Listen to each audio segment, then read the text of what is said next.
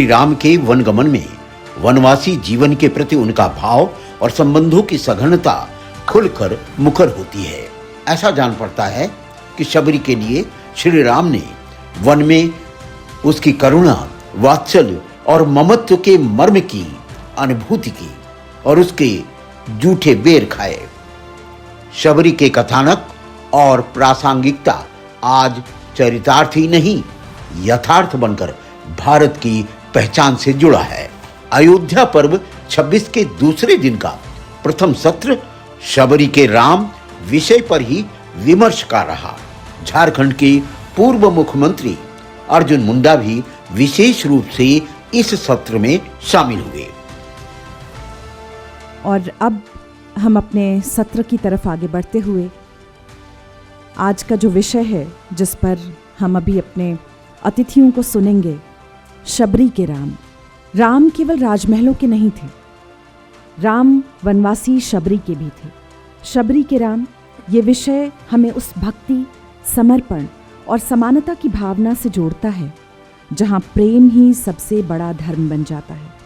और इसमें सर्वप्रथम मैं बहुत ही आदरपूर्वक आमंत्रित करूंगी डॉक्टर गुरु प्रकाश पासवान जी को कि वे अपने विचार हम सभी के समक्ष प्रस्तुत करें। शबरी के राम से ये प्रतीत होता है कि हमारी एक बहुत ही लंबी आध्यात्मिक सांस्कृतिक यात्रा में महिलाओं का और विशेष तौर पे वंचित समाज की महिलाओं की विशेष भूमिका रही है।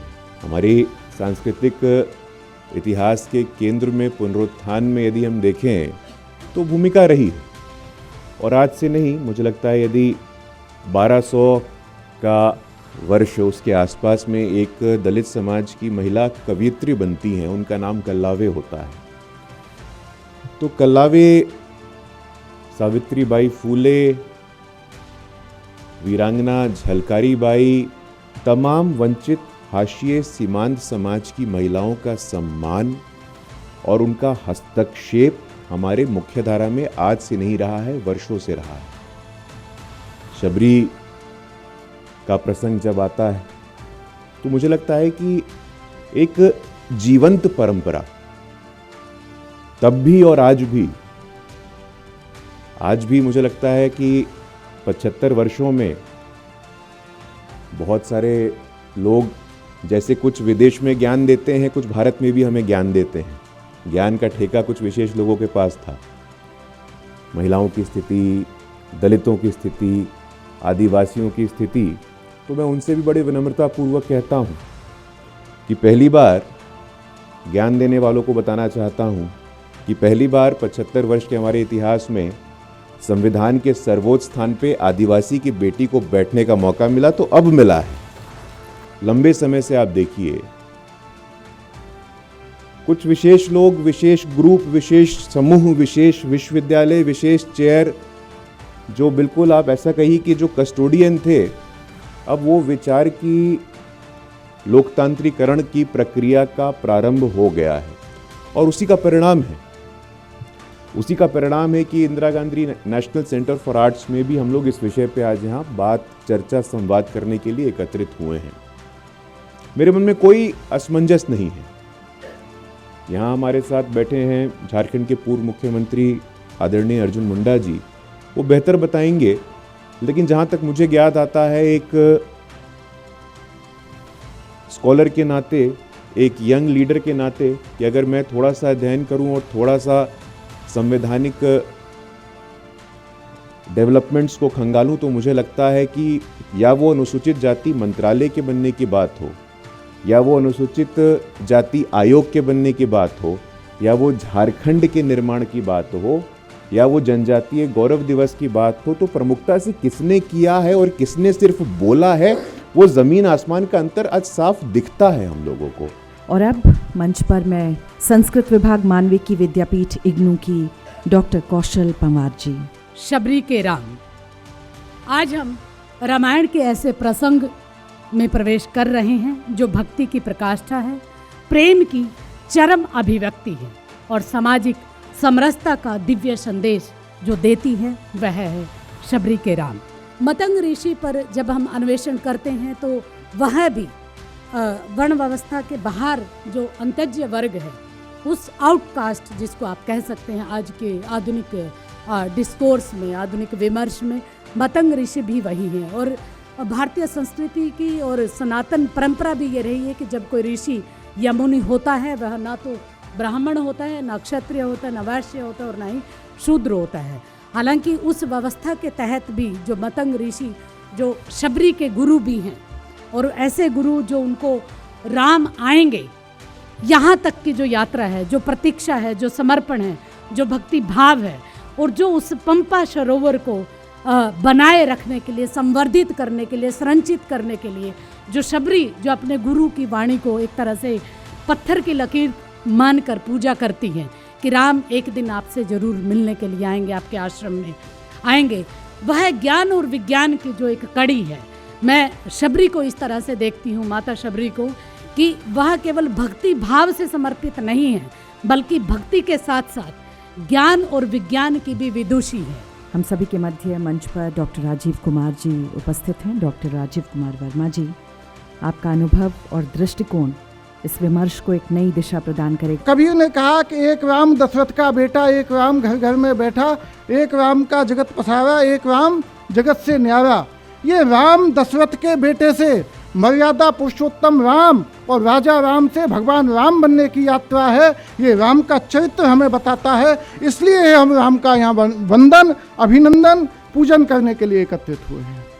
मित्रों, राम का चरित्र आप देखिए।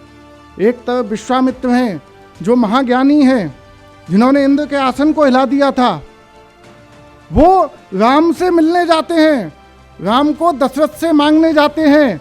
और एक तरफ राम है जो अपनी वन यात्रा में अहिल्या के यहाँ जाते हैं, राम सबरी के यहाँ जाते हैं, राम जटायु से मिलने जाते हैं। ये मेरे राम का चरित्र है जो दलितों, वंचितों, पतितों को पावन करने के लिए राम जाते हैं, उनकी कुटिया में जाते हैं, उनके धन्य करते हैं। कौन थी सबरी?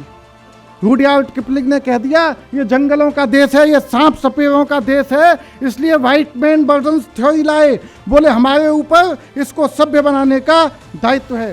शायद उन्होंने राम का चरित्र नहीं पढ़ा, कृष्ण का चरित्र नहीं पढ़ा, वेद, गीता, रामायण, भागवत नहीं पढ़े, तो वो ऐसी बात नहीं करते। ये सभ्यता का जो ज्ञान राम ने दिया, राम सबरी की कुटिया पर जाते हैं। क्यों जाते हैं? कौन है सबरी? भक्तमाल में वर्णन आता है, सबरी एक भील राजा की पुत्री थी, उसके विवाह का, शायद मुझे सही करेंगे, मैं गलत होऊंगा, विद्वान लोग बैठे हुए हैं, कि शादी वाले दिन उसने देखा कि मेरे विवाह के लिए अनेकानेक पशुओं की बलि के लिए पशु लाए गए हैं। सभी को दुख होता है कि ऐसा विवाह जिसमें इतने मौन पशुओं की बलि दी जाएगी, उनको मैं कटते, ऐसा विवाह मुझे मंजूर नहीं है।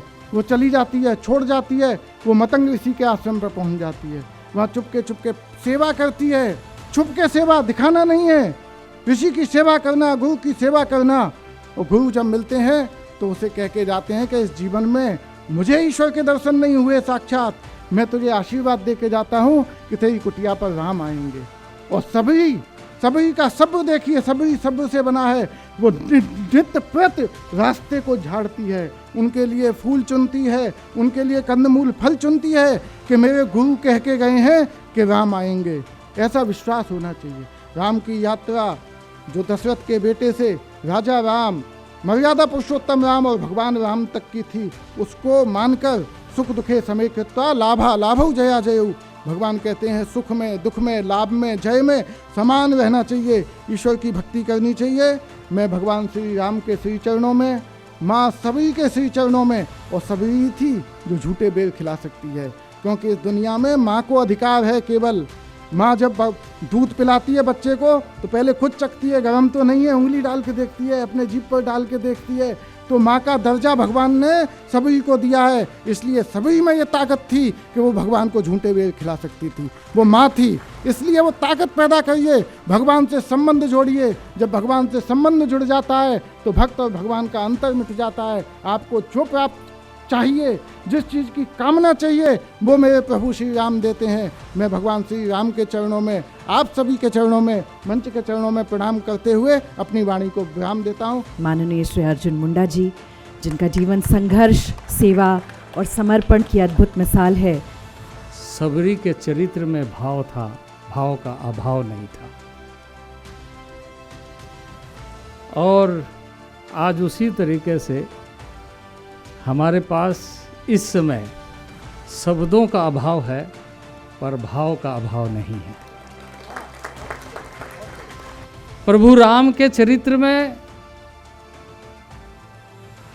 सबरी के भाव में उस आंतरिक शक्ति का दर्शन है, आंतरिक शांति का दर्शन है।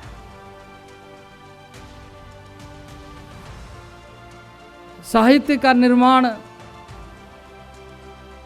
बाद के कालखंडों में अनेक तरीके से विश्लेषण करते हुए लोग लेकर भी आते हैं, लिखा भी गया है। लेकिन उसके अंदर जब हम उसके पृष्ठभूमि में जाते हैं तो सिर्फ भाव दिखता है। भाव और कृतज्ञता जीवन का सबसे बड़ा मूल्य है और वो भारत की शक्ति है, वो सामाजिक जीवन की शक्ति है। और इसे जाने अनजाने कहे, जानबूझ करके कहे, आज़ादी के कालखंड, आज़ादी के बाद के कालखंड में हमने अपने तरीके से निचोड़ा है और ऐसा निचोड़ा है कि कुछ मीठे निकले तो कुछ खट्टे निकल जाए। माता सबरी और प्रभु श्री राम का जो संवाद था, वो संवाद अयोध्या पर्व 2026 की यह दूसरे दिन की शुरुआत बहुत ही सार्थक विषय से हुई है, जो विमर्श का विषय था सबरी के राम। सबरी भाव की प्रतीक हैं और इस सत्र के लिए सबसे अच्छा नाम श्रद्धेय राय साहब ने सुझाया था। उनका आग्रह था कि अगर पूर्व मुख्यमंत्री आदरणीय अर्जुन मुंडा जी इस विषय पर विमर्श में शामिल होंगे तो इसकी सार्थकता बढ़ जाएगी। और मुझे खुशी है कि हम लोगों के आग्रह पर अर्जुन मुंडा जी ने अपना समय इस सत्र के लिए निकाला। उनका बहुत बहुत आभार, धन्यवाद। और यह सत्र गरिमामयी हो जाता है जब आदरणीय जगदम्बिका पाल जी इसी सत्र के लिए हम लोगों के बीच में हो। तो ये सत्र बहुत ही सार्थक रहा। आप सभी लोग इसमें शामिल हुए, आप सभी का बहुत बहुत आभार। और सांध्य बेला में शबरी के राम पर विशेष कथानक को दृष्टांकित कराया गया, जिसे देख दर्शकों ने आनंद की अनुभूति की और मनभावन दृश्यों में खो गए। तो ये था दूसरे दिन का विशेष कार्यक्रम।